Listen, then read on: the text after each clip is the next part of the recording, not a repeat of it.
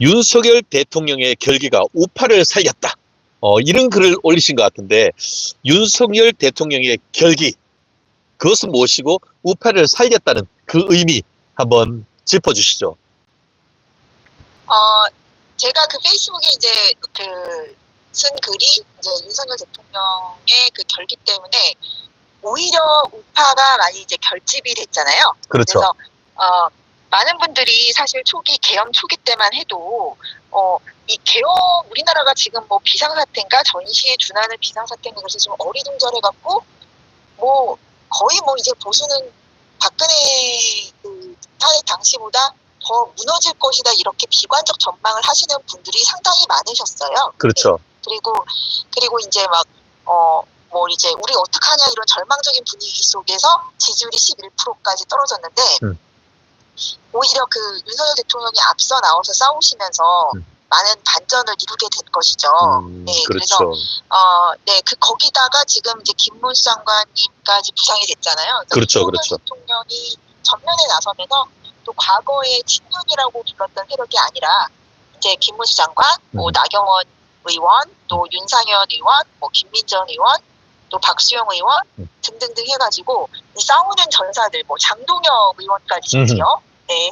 그 친한의 대표 주자였는데 그런 면에서 이제 그 어떤 진영이 새롭게 정비되고 또 거기다가 2030이나 뭐 전환길, 그라운드 C 그런 여러 자유경제 유튜버 분들, 인플루언서 분들이 다 이렇게 결집하게 되는 상황이 돼서 많은 분들이 얘기하시기를 와 전례 없는 이런 보수 우파의 결집을 윤석열 대통령이 앞장서서 이뤄냈다 이렇게 말씀하시는 것이죠. 그렇죠. 오늘 그 조선일보 같은 경우에도 한 칼럼에 보통 보수 같은 경우에는 어떻게 보면은 엮이기 싫어하고 그러면서 그렇죠. 지식이란 게 뭐냐?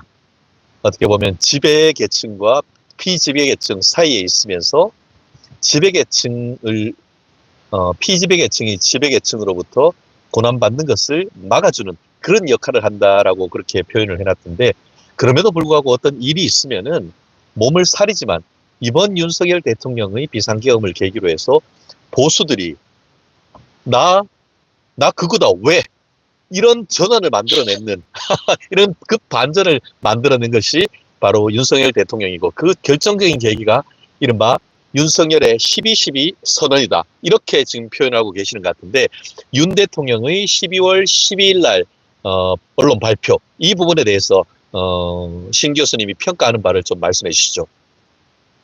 그 12.12 담화 같은 것이 상당히 우리 보수 결집의 하나의 신호탄이 됐다. 사실 그 담화 전에는 그 담화 전후가 저는 완전히 바뀌었다고 생각하는데 그 12.3 계엄 이후에 그 12.12까지 한 2주 정도 한 주 정도 이상의 그 시간이 있었을 때는 완전히 이렇게 딱딱딱딱 무너지는 단계였단 말이죠. 그렇죠. 그때 나왔던 뉴스들이 절망적이었던 것이 뭐냐면 막 군 장성들이 막 맞아요. 찔찔 짜고 거다가 제일 중요했던 게 제 사람들 충격과 공포로 몰아넣었던 건 뭐냐면은 박세현이라는 검사가 현대고 서울법대 출신의 검사가 네네. 무슨 계엄 특수수사본부를 꾸리고 또 경찰청장이나 그 경찰의 수뇌부가 다 무너지고 막 구금이 되고 거의 뭐 예전에 조선시대 때나 봤던 사화 그리고 박근혜 정권 때 우리가 봤던 사화 현대판 사화가 재현되는 듯하면서 보수 진영을 완전 트라우마로 몰아넣고요.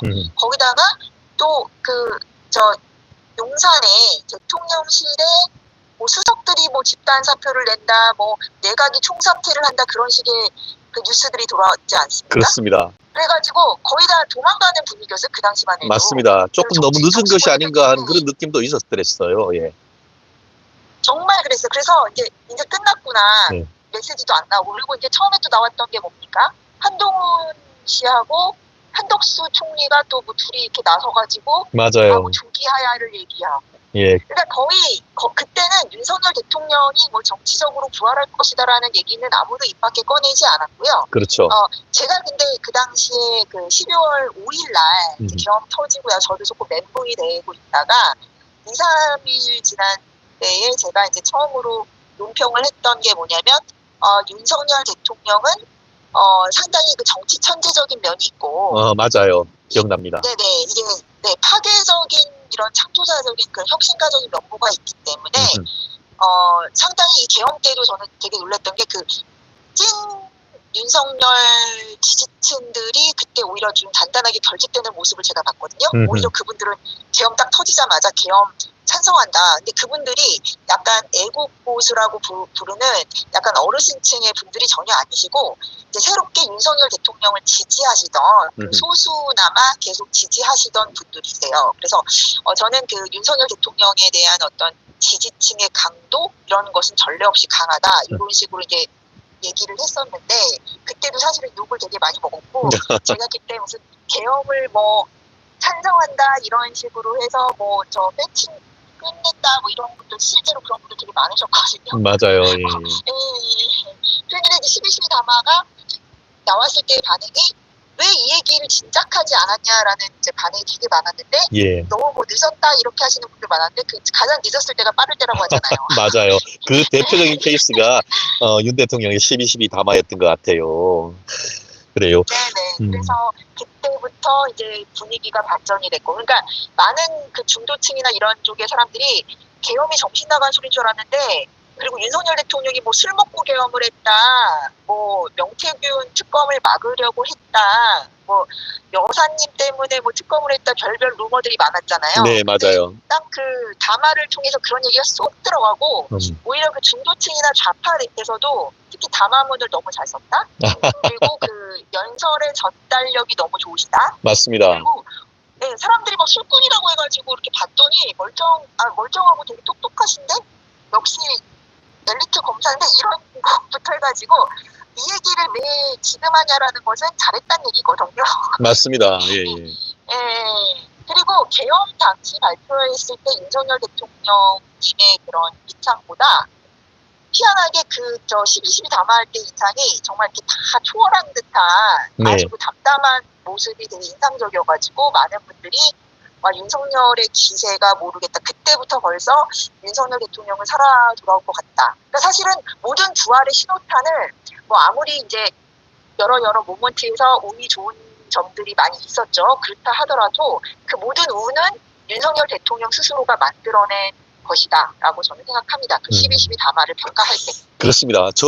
많은 사람이 그 MBC, JTBC 이런 데서 윤석열 대통령을 사실 서울법대 나온 초엘리트 검사잖아요. 그런데 무슨 술주정뱅이처럼 그런 식으로 어떤 그 이미지를 만들어가고 그 사이에 무슨 각종 뭐 역술인 뭐 이런 식으로 해가지고 사람을 바보로 지금 만들었던 그런 것이었는데 윤 대통령이 멀쩡하게 나와가지고 12.12 담화하면서 정말 정제된 말로 맛깔난 얘기를 하니까 이거 봐라 이러면서 완전히 뒤집어졌던 것이고 결정적으로 지난번 본인이 체포됐을 때 또 담화 나아가 그 지난 헌법재판소의 최종 변론 77쪽에 이르는 A4 용지 그걸 읽었을 때 많은 사람들이 우리 대통령이 이런 사람이었어? 이런 걸 결정적으로 느꼈던 거 아닙니까?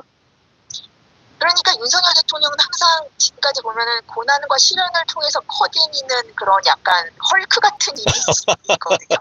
그러니까 오히려 이게 고난이 있을 때 뭐 키미하고의 그것도 그렇고 옛날에 뭐 댓글 사건도 그렇고 어떤 그 위기를 기회로 전환하는 능력이 탁월하신 분이고 그리고 이제 그래서 제가 위기 특화된 정치력이 있다라고 생각하는 거예요. 그리고 적폐청산, 그러니까 항상 적폐청산이라는 시대의 정신에 부합하는 정치인이라고 생각하는 거예요. 저는.